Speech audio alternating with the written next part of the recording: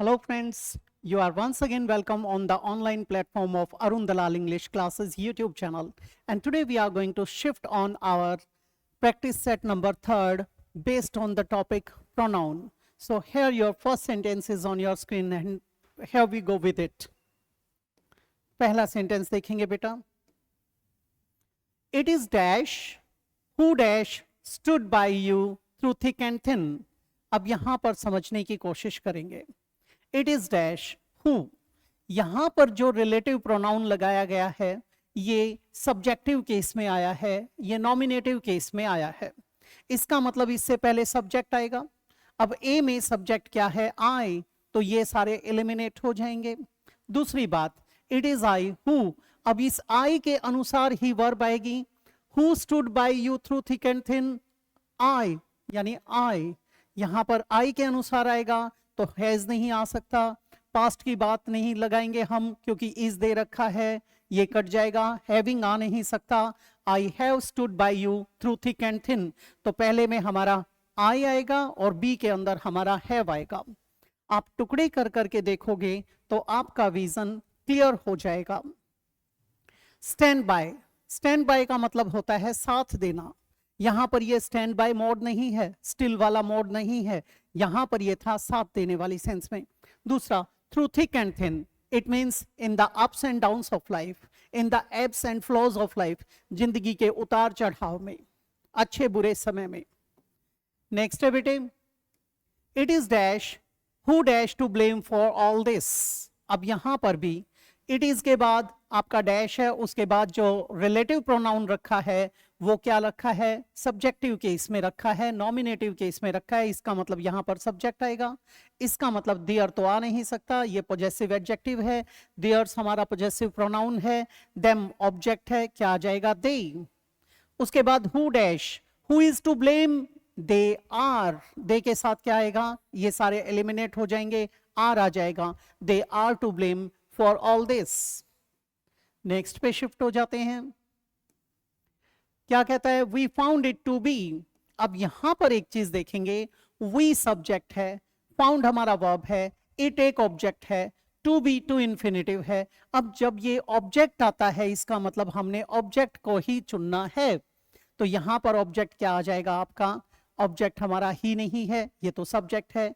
His possessive adjective और pronoun दोनों है. हिम ऑब्जेक्ट है और हर ऑब्जेक्ट है. अब एक चीज देखेंगे, जब हमें यहां पर दोनों ही दे रखे हों, we found it to be. अब यहां पर हिम भी आ सकता है और हर भी आ सकता है. ठीक है. अब हमें मैस्कुलिन को चुनना चाहिए. नंबर 1 पर क्या आएगा? मैस्कुलिन. जब तक यहां पर पूरी तरह से जस्टिफाइड और क्लियर कट स्टेटमेंट ना हो हम मैस्कुलिन की तरफ चलेंगे. तो क्या आ जाएगा? We found it to be him, ये बन जाएगा. नेक्स्ट है बेटे, I guess the woman to dash. अब यहां पर एक गलती ये है, टू के बाद यहां पर बी लगेगा, ये टाइपोग्राफिकल एरर है. आई गेस्ट, आई सब्जेक्ट है, गेस्ट वर्ब है, द वुमन हमारा ऑब्जेक्ट है. अब यहां पर ऑब्जेक्ट आया, इट मींस यहां पर भी ऑब्जेक्ट को ही लेंगे. शी, ये सब्जेक्टिव केस है, गलत हो गया. हर आ सकता है, हर्स गलत हो गया, पॉजेसिव प्रोनाउन है.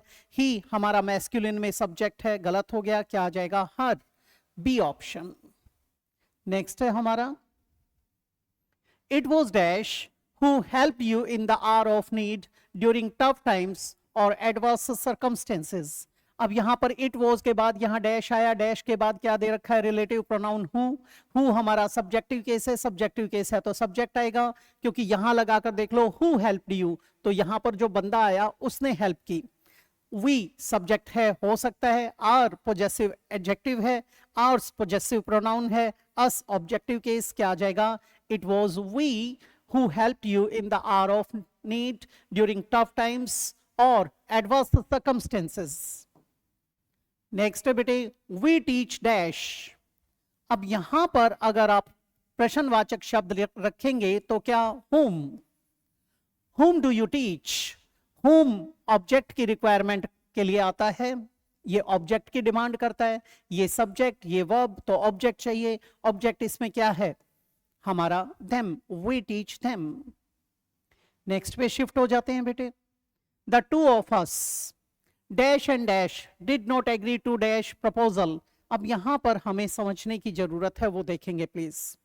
The two of us dash and dash, did हमारा हेल्पिंग वर्ब है, नॉट नेगेशन यानी एडवर्ब आया, अग्री हमारा फर्स्ट फॉर्म है यानी ये हमारा वर्ब सेक्शन आया हुआ है, वर्ब को सब्जेक्ट की जरूरत है। हु डिड नॉट एग्री, यहां पर जवाब किससे मांगा गया है, हु, एंड कंजंक्शन है तो यहां पर भी हु ही है, दोनों के लिए एक कॉमन निकाल दिया। अब सब्जेक्ट चाहिए, क्या आ जाएगा, ही, पहले में क्या आ जाएगा, ही, और दूसरे में क्या आ जाएगा, आई, ही एंड आई, ये कट जाएंगे, ये एलिमिनेट हो जाएंगे, ही and I.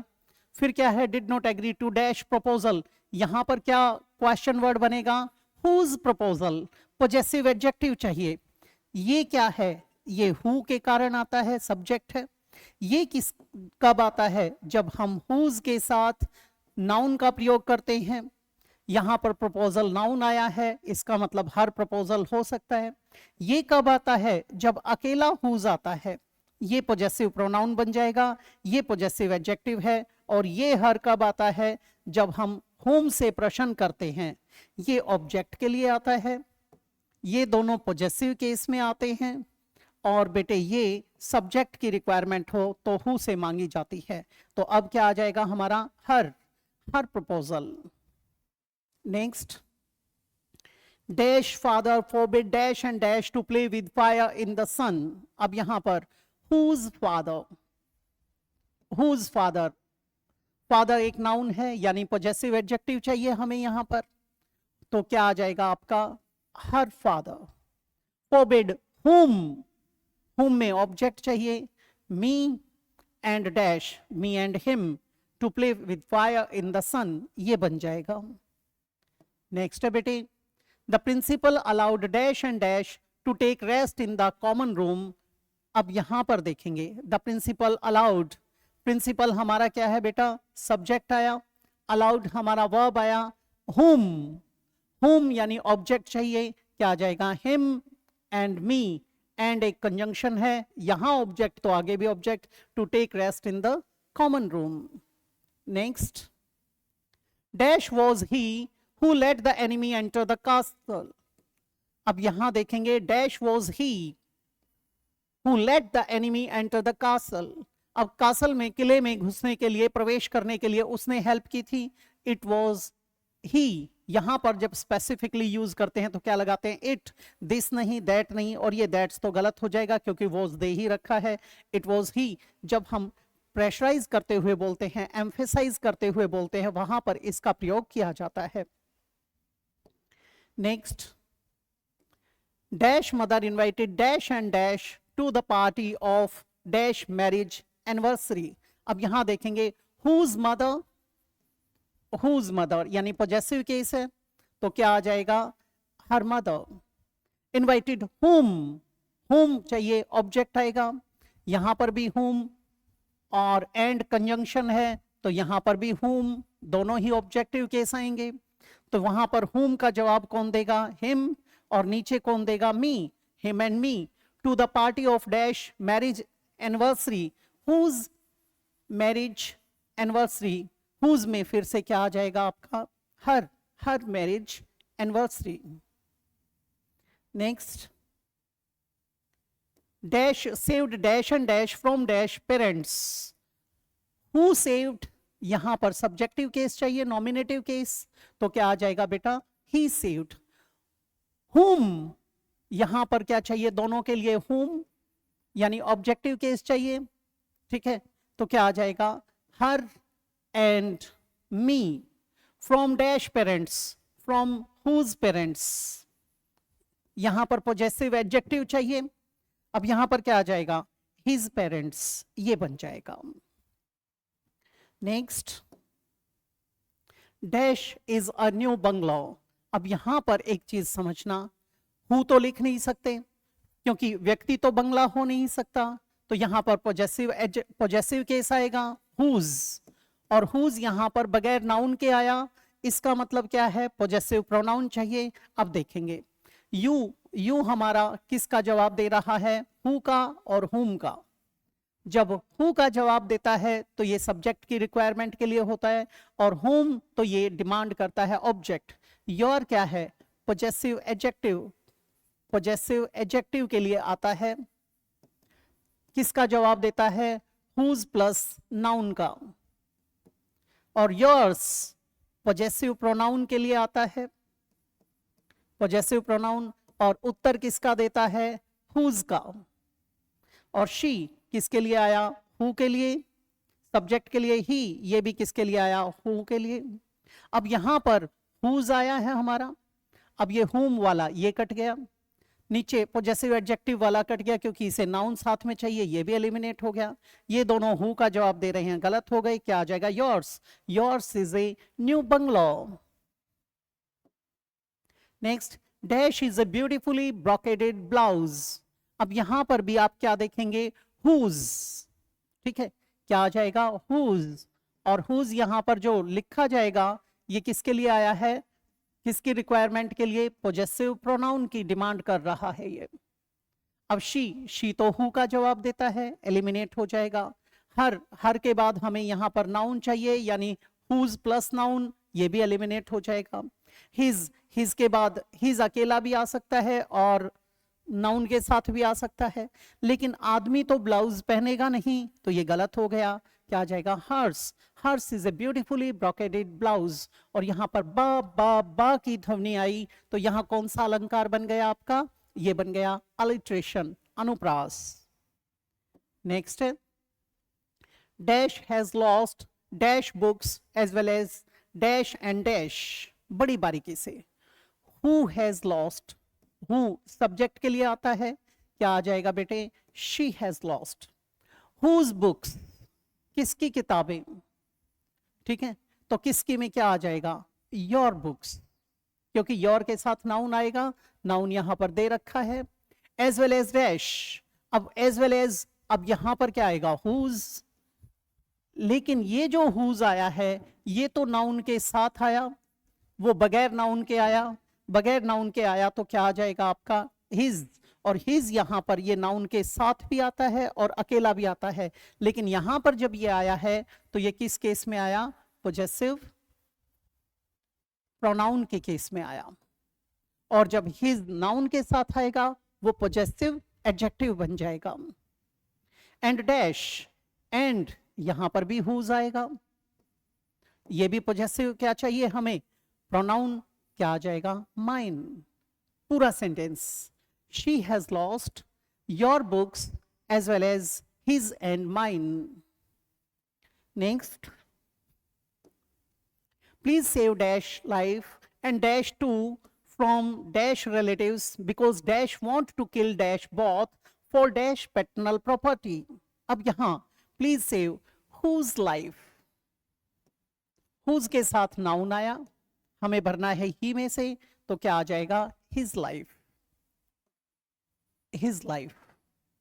Please save his life and dash two and whose two, यहां पर भी whose का जवाब चाहिए बेटा, बगैर नाउन के आएगा, यहां नाउन तो है नहीं, अकेला आएगा। शी का रूप भरना है, क्या आ जाएगा? Hers too, hers to.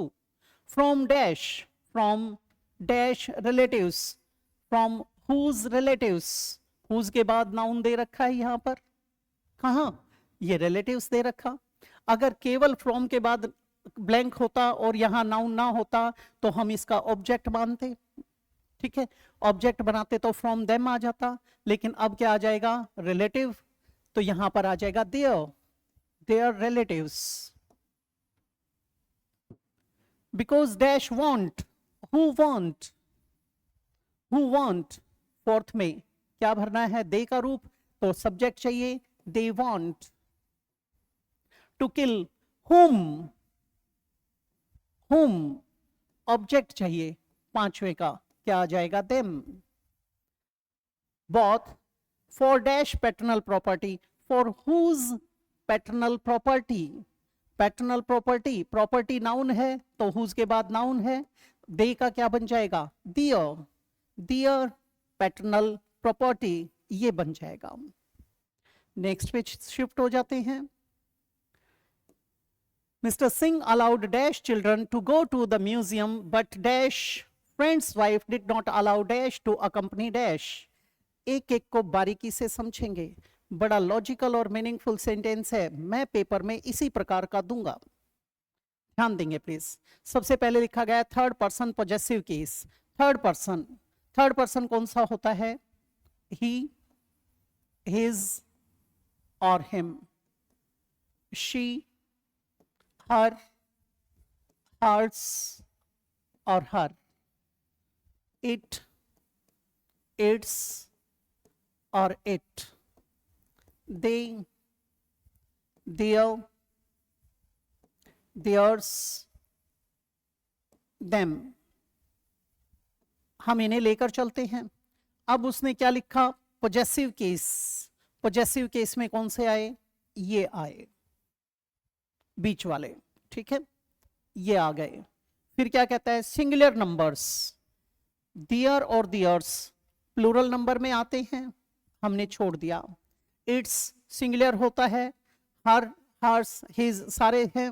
फिर है मैस्कुलिन एंड फेमिनिन। अब इट्स न्यूटर में भी आता है। अब यहां पर मैस्कुलिन और फेमिनिन आया, ये मैस्कुलिन ये फेमिनिन, यानी हमें किस में से भरना है? हिज, हर और हर्स में से, और कुछ नहीं भरना। पहली बात हमें स्टेटमेंट समझ आनी चाहिए। दूसरी बात, mister Singh allowed dash children. अब सिंह साहब ने अपने बच्चों को अलाउ किया, क्या आ जाएगा? Whose children. तो यहां क्या आ जाएगा? His children, his children. To go to the museum but dash friend's wife. अब यहां पर हुज फ्रेंड्स वाइफ, अब यहां पर उसी के मित्र की, तो क्या आ जाएगा? His friends wife.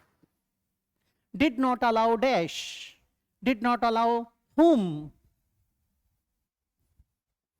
whom, ठीक है, किसे किसे अलाउ नहीं किया। लेकिन जो ये अलाउ करने की बात आई है पॉजेसिव केस में आया है, किसे अलाउ नहीं किया। अब ये whom का जवाब तो दे रहा है, लेकिन किस संदर्भ में? whose के संदर्भ में।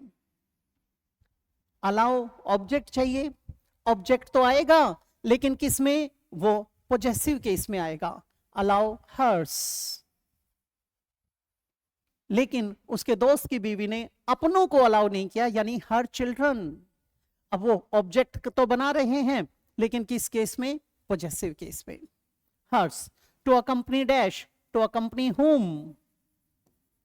ऑब्जेक्ट तो चाहिए, लेकिन पॉजेसिव केस के उसमें चाहिए अकम्पनी हिज, ये बन जाएगा। यहां पर इतना जबरदस्त लॉजिक है, अगर आप थोड़ा सा दिमाग लड़ाएंगे तो गुत्थी सुलझ सकती है, नहीं तो उलझ के खड़े हो जाओगे। जो टीचर्स हैं उनके लिए बड़ा जबरदस्त प्रश्न बनता है और वे घूम के रह जाते हैं, ठीक है। नेक्स्ट पे शिफ्ट हो जाते हैं। Dash is easy to pick holes in others cloth.